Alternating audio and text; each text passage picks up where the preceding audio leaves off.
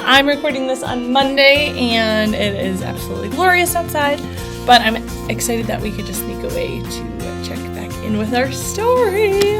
Okay, so when we read last week, we met these really interesting creatures, the Sphinxes, and they have lion head and this like kind of dragon body, and they're really large and they're really wise. They have a language all their own, and they're actually engraving their knowledge into the stones. So it seems like they're really important characters in this story. It seems like they kind of are holding a lot of really crucial information. So the next chapter is called For Riddles. So let's see if we can get to a place where Christopher and the rest of our friends are able to get some of the answers that they need to try to help the creatures of the archipelago. I'm just going to have a little drink of my electrolytes.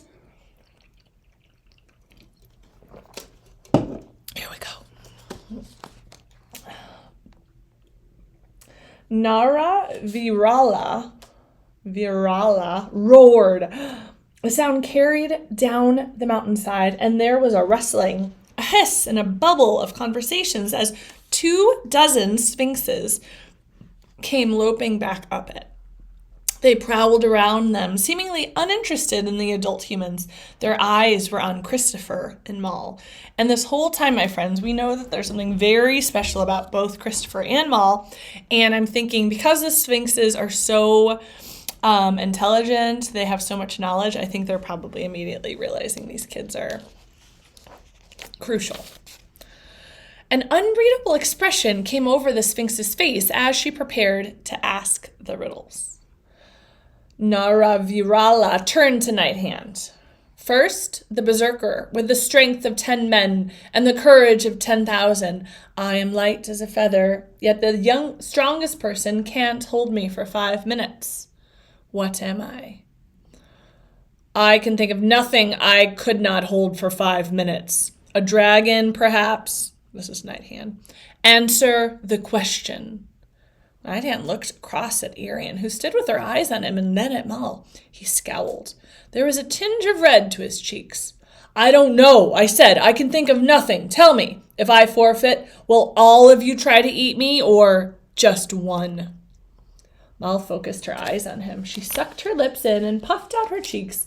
She was turning red. Her hands twisted together, her eyes wide. Oh, said Night Hand, gave a snort of angry relief. I understand. Your breath.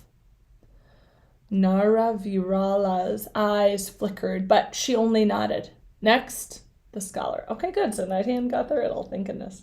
What has words but never speaks?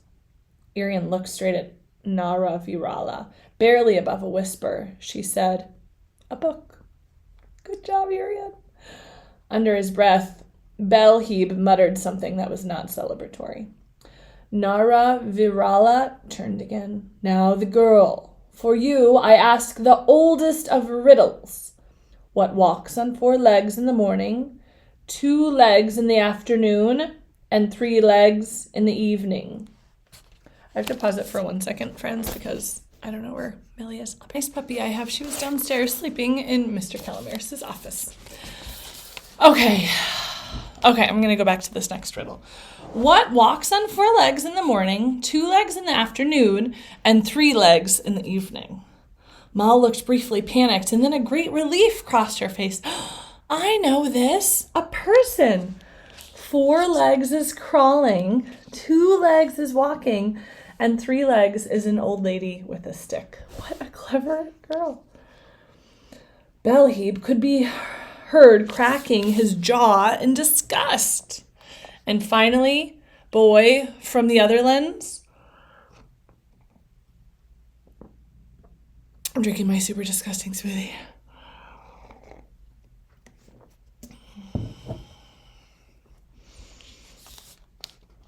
You have been brave in a strange place, but you will have to be brave before the end. Here is your riddle. There are 2 sisters. The first gives birth to the second, which in turn gives birth to the first. What are they? Christopher wondered for one mad moment if the answer could be eyebrows. Think, he whispered. Belheeb smiled. Is it the sea and the land? No, that doesn't work. Wait, that's not my answer. The smile grew. Belheeb was 100% dentistry. His teeth shone like daggers in the sloping sunlight. Sunlight! A thought kicked another thought into being. I think, is it the day and the night? It is. Nara Virala dipped her head in salute, and around her all the other sphinxes followed suit. You have passed our test. We will answer your question. She straightened up. At her nose and mouth there was the hint of pleasure. I will confess something to you. I hate riddles. Mother, said Belheeb, an uneasy murmur reverberated around the mountain. It is the truth. They bore me. I hate questions with just one answer. I feel the same, said Irian. I hadn't expected to find so much in common with the Sphinx. For instance, consider the greatest riddle of all. What you should do with your one brief life. The answer is different for each person. There is no neat answer. Though many have tried to offer one, there are no answers to being alive. There are only strong pieces of advice. Such as, said Irian, the wisdom of a sphinx would be worth hearing. The sphinx swept her eyes over them. For example, and she looked at Christopher and Maul, stop expecting life to get easier. It never does. That is not where its goodness lies. Or, and she looked at Irian and Nighthand, do not wait for people to be faultless before you allow yourself to adore them. Adore them anyway. Such things are worth more than riddles. There was a murmur of dissent from the sphinxes behind her, and she flicked her tail in a quick whip of frustration, and they quieted. But it is a sphinx's duty and pact to ask riddles, so I keep the tradition. And too often the riddles are solved. We have not eaten human for several years, said Belheeb. Enough! Nara Virala turned a cutting look on her child. She whipped up her wings in warning and beat them, huge feathered sails above her head. Come, humans, let us dine. But we need to ask our question, said Maul. It's urgent. Eating will take forever. Are you not hungry? Gallifin nipped Maul's hand and she said, yes, starving, but I know what you've come to ask. It is the same question we've been asking ourselves. An hour will make no difference. They dined in the lee of a standing stone on the mountain top, on hard little apples and bird meat with the most senior sphinxes. There were 9 of them, varying in size from rhinoceros to elephant. The sphinx's table manners were non-existent. Christopher and Maul exchanged glasses and then followed suit, tearing with their hands and teeth at the meat. It was charred black in places and tasted faintly of leather, but the day had left him ravenous. Juice rolled down his chin.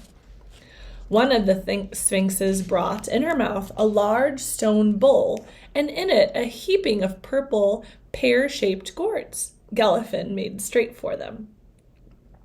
Panther fruit, cried Maul. She threw one to Christopher. I love these, she said, but they go rotten very quickly once you pick them, so people make them into wine or jam. I've never had them fresh. The outer skin was tough. Maul spat hers out, but biting through to the flesh of it was astonishing. It was translucent, and tasted like red grape, only sweeter and deeper. He ate 2 so fast that juice ran down his wrists all the way to his elbows. Maul was similarly covered.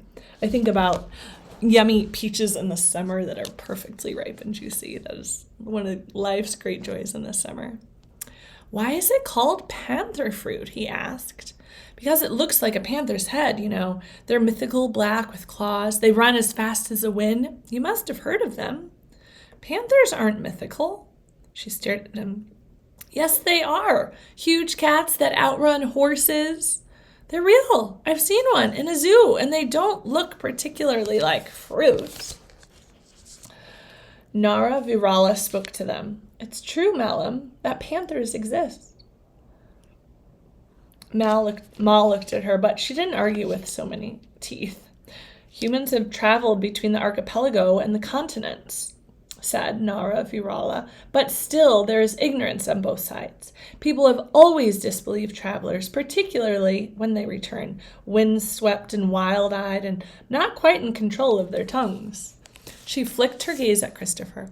There are many here in the archipelago who believe that your story of Henry VIII is a metaphor or a parable, a warning to little girls not to get involved with kings. And your panthers, your hedgehogs, your giraffes, your swifts, they all sound just as impossible and mythic to the archipelagans as unicorns do to you. She rolled back her gums and bared her teeth. You humans must take care that they do not come so. Oh, sorry, let me say that again. You humans must take care that they do not become so in reality. A warning from the leader. So we have the riddle solved, and our next chapter is going to be the man who said no. So that's going to be really interesting. We will have finally an opportunity for Christopher and Moll to ask their question, but it seems like there's people that have come before them with the same question. So please join me tomorrow or whenever you are able to. I was just looking back at the map in the back that was so dynamic, so that we can see what happens with our friends next, and hopefully they'll be getting closer to finding some answers to what's going on. Love you guys. Thanks for reading with me.